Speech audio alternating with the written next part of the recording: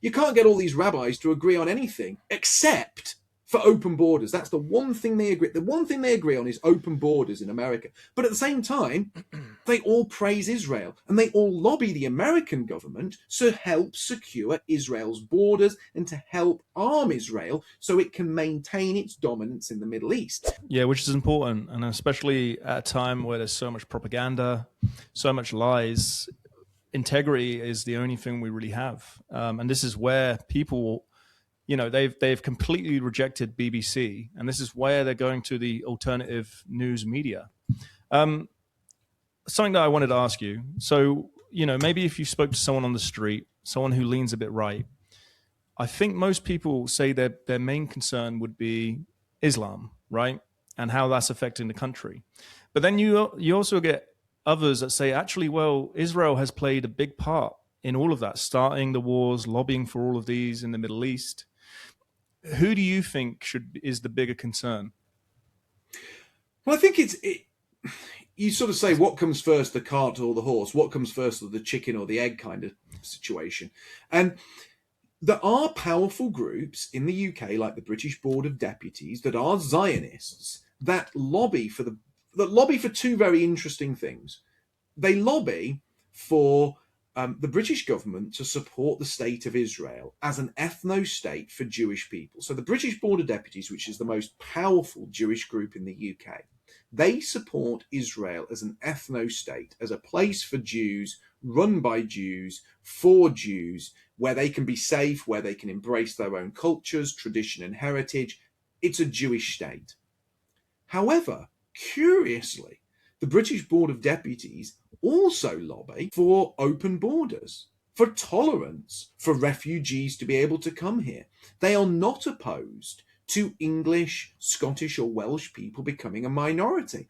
And if you look at press releases from the British Board of Deputies, and this is so curious, on one hand, they want an ethno-state for Jews in the Middle East, but on the other hand, they want a multi-ethnic, multi-racial state for the English. You're thinking, why this hypocrisy? And you see the same in America. The largest pro-immigrant group in America is the Hebrew Immigrant Aid Society. That's the Hebrew Immigrant Aid Society, called HIAS, H-I-A-S. You can Google that. And they actively call for migrants to be let into America. They lobby for American cities to become sanctuary states for migrants. They lobby against Trump's border wall. They fight against ICE and deportations. Yet those same Jews support Israel as an ethno-state. And I remember one of these pro-migrant groups saying, look, we've got a record number of rabbis signing up for open borders in America. And this woman was saying, like, you can't get all these rabbis to agree on anything except for open borders. That's the one thing they agree. The one thing they agree on is open borders in America. But at the same time, they all praise Israel and they all lobby the American government to help secure Israel's borders and to help arm Israel so it can maintain its dominance in the Middle East. And what I'm saying is, there is a powerful drive for open borders in the West, which is largely and disproportionately led by Zionist Jews who equally want the very opposite for themselves in the Middle East. And that hypocrisy has to be called out. And these people have opened our borders. And the problem is, when they open our borders, when they create wars in the Middle East, when they create these endless streams of refugees from the Middle East, we then let them in, and those people then commit horrific, unconscionable acts upon our people. So what I'm saying is, there are two problems here. One is the problem of the migrant, and those people need to largely go back so we secure a 95% white British state. But there is also the problem of those who have opened the door and let them in. And in that case, Zionists and Zionist Jews are disproportionately represented amongst the people who have opened the door. So I think there, I'm sort of covering both bases. You know, there's no point sitting complaining that your barn is filled with animals eating all the hay.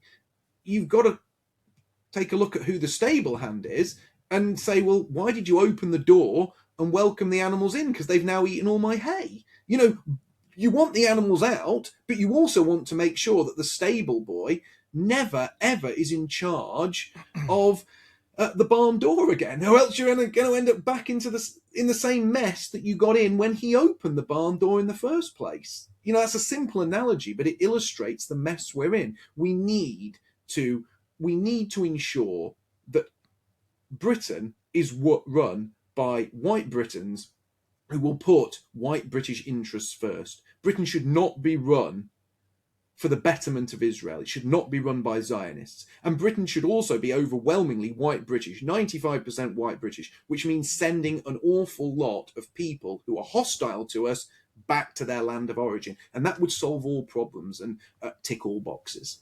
Yeah. No, this is the thing. I mean, even the term Zionism is just like, it is the most socially accepted racism there is. Why is it, like you say, it's this hypocrisy.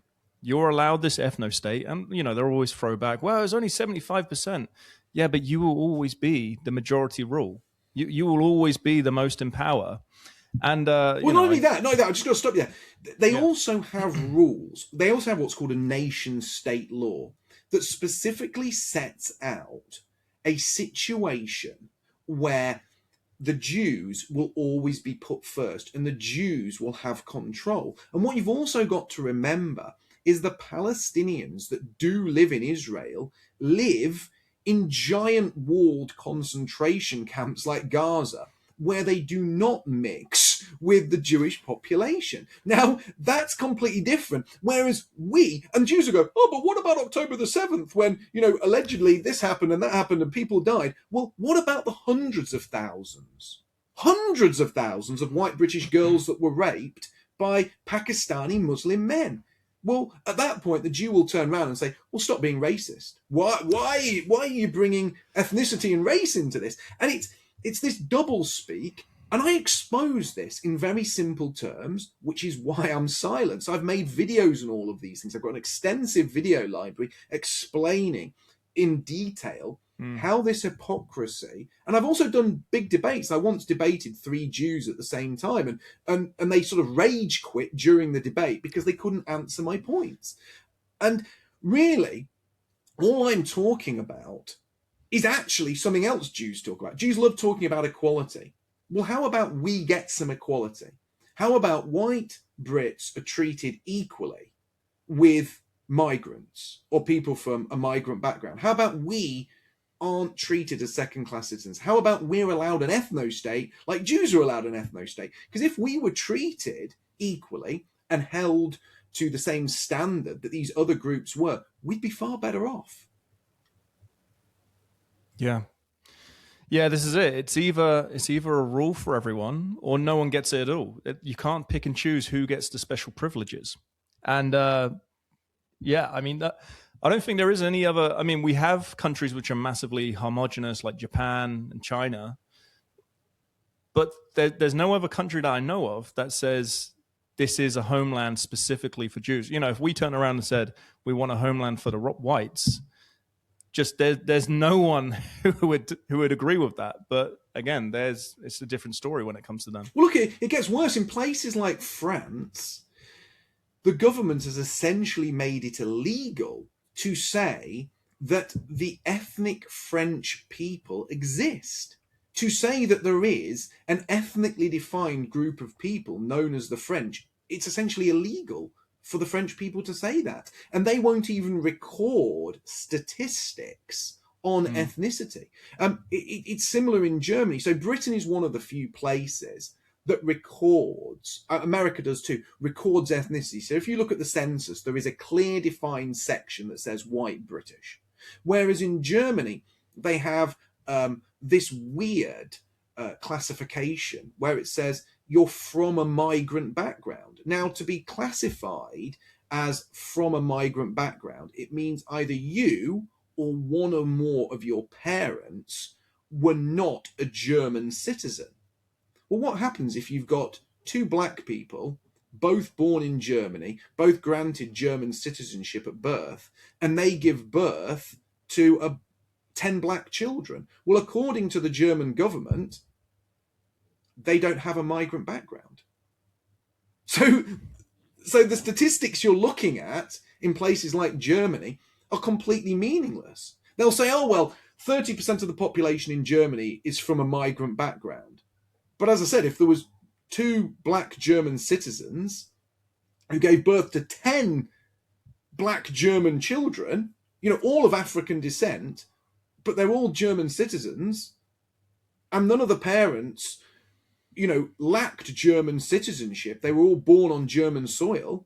Well, at that point, they just get lost in the figures. There is no specific German ethnic group when you look at the figures for the makeup of the ethnicities in Germany. So what the powers in Europe have started doing, in some ways, is more insidious than what they do here in the UK. They muddy the waters so people don't know how close they are to being replaced. So they say, well, 70% of German people are German citizens.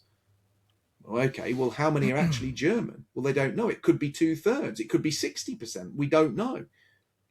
Yeah. And we almost have our own thing too. When it came to the 7/7 bombings, the Ariana Grande bombings, and the Axel Rudakabana, event, Southport, they're all British born. And the Axel Rudakabana, Welsh choir boy. Yeah, exactly. Welsh choir boy. So they deliberately try and paint these people as British, as white British. It's only through the Freedom of Information Acts do you actually get down to what the reality is. I mean, look, you can't show it on screen, but when they first showed the pictures of Axel Rudakabana and they called him a Welsh choir boy, he was a little boy. He must have been about somewhere between 9 and 11 years of age. He was clearly visually a little boy. He had a smart school uniform on and a blazer. And then there was another picture of him, dressed up as Doctor Who. So they were going out of their way to show him at the most innocent point of his life and doing some things that were seen as quintessentially British. So Doctor Who dress up, quintessentially British. Little blazer and school uniform, quintessentially British. When we actually saw the picture of Axel Rudakabana, current day what he is, massive unkempt afro hair, dead eyes, and the look on his face, when you saw the look on his face in that mugshot, it was terrifying. If you saw him coming down the street staring at you like that, you would literally want to just, cross the street or walk the other way as quickly as you could. And they specifically hid who he really was from the public. But not only did they hide who he was, they hid the fact he was a serial violent offender who had been stopped and intercepted maybe 24 times with knives. He brought knives into the school he was at 12 times before he was expelled. And then when he was expelled, he turned up at the school gate with a hockey stick and started beating up students and had to be restrained by teachers. He was actually found guilty on multiple times for carrying bladed weapons and threatening people. And the last time he had an interaction with the police before he went to stab those 3 girls to death, he was on a bus, he pulled out a kitchen knife, he threatened people on the bus. The police arrived, did not arrest him, took him home and lectured his mother on how to hide knives from him. Now, if he'd have been arrested promptly, if his criminal history had been looked at, and if he'd have been given a sensible jail term for repeat offences involving bladed weapons, those 3 girls would still be alive. But they're dead because the police let him off because he is black. And they let off not just Axel Rudakabana, they let off Valdo Callicane, the killer in the Nottingham rampage. He was let off as well. He had previously stalked a white British girl at the university he was studying. She jumped out of a building to escape him when he was tailing her. The university and the police colluded to cover that up. And just weeks before he went on his rampage, he was involved in a violent altercation at his job in a warehouse in Leicestershire, and the police let him off that as well. There is a long history of violent killers and violent offenders from ethnic minority backgrounds being allowed a free pass repeatedly by the police, social services, prevent, because of their ethnicity. Whereas young white lads download a manifesto online or buy the wrong book from W.H. Smith's and they get multi-year sentences. Yeah. It's once you wake up to all this stuff, it is just screaming at you. And they play the same kind of tricks in the US too, and they'll label certain criminals as white to try and change the figures, right? The statistics. There are several anti-Semitic conspiracy theories operative now, but I think the most influential one on the right is the Jewish hand in immigration and all of its attendant woes. We were a voice for immigration throughout the 20th century. We have suffered for closed borders, by closed borders. That's clearly, okay? So we were if you want, the arrowhead. Hello, people. If you enjoyed that clip, then I do have one small favor to ask. If you could like, comment, and subscribe, it would mean the world to us here at BluntClarity. On top of that, if you enjoyed that clip, make sure you click right here for the full episode. Enjoy.